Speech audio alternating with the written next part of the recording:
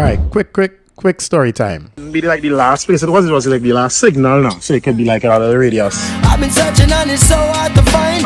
What's on your hand there? It's my Columbus pool. Just came back from Tobago, and I went there to do 2 documentaries. One with Fog Angels.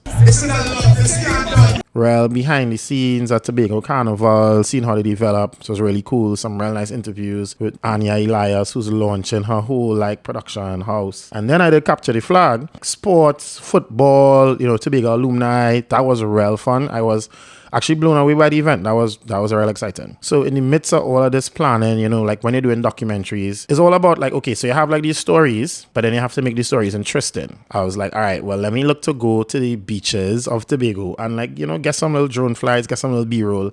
And honestly, it's been a routine that I would usually do every time I travel. I would like to go chase the sunset, chase the sunrise. And we went to Bacolet Bay. Bacolet Bay is like on a height, right? So we had to like go down some steps or whatever. It had like real seaweed on the beach. So we flew, got some really beautiful shots. And then I was like, I ain't too sure I want to fly this FPV, I might fly it and then something might happen, so I don't want to fly by those rocks. I decided I was going to fly by the roadside and do like a kind of reveal flying through like the walkway that came down from this forest into the beach. It should be fine. Just, a couple of flights of steps we stepped down.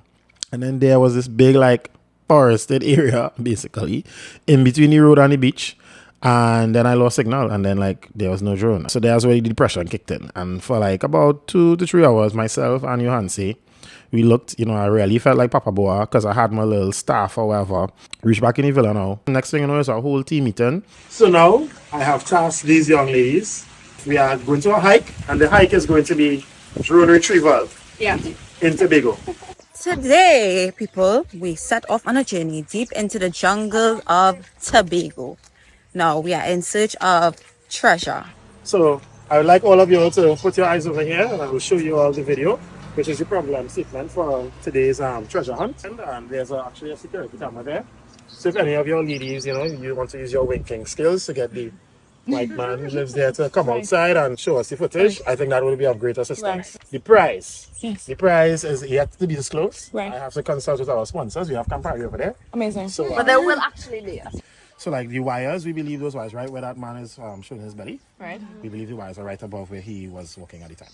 Okay guys, so we are currently searching for the drone. And to be honest, it comes with the territory. If it is your flying drones, you had to be prepared to crash, right? Especially your FPV. Your Columbus pole. Yeah. Right. What was real good is that the drones have a Find My Drone feature. The drone was able to record like its last GPS location. So I was able to like pull that up on my phone and also pull up footage right before we lost signal. So that was phenomenal, and that really helped us like be sure, okay, we're looking in this area. Actually not too far into the search, like I would probably say about 15 minutes. My good friend Ashley Priscilla was like, ooh. Some say it's a bird, them say it's a plane. So when I looked above, I saw something that looked like a nest, but I was like, nests aren't usually black. Oh my God, it's the drone.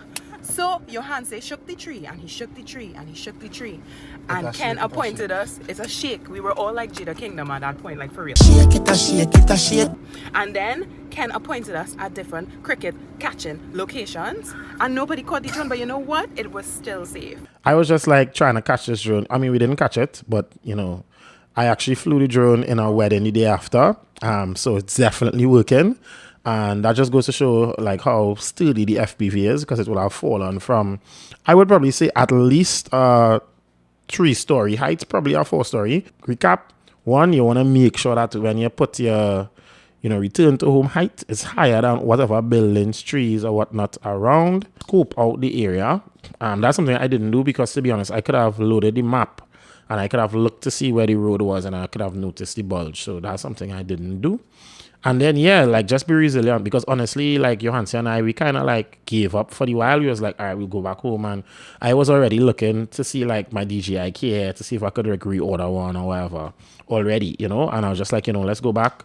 I was real grateful for the encouragement to the rest of the team. And, we went back and we were able to find it. So, best team ever. Bad like gal in a blues. Wonder if your sign can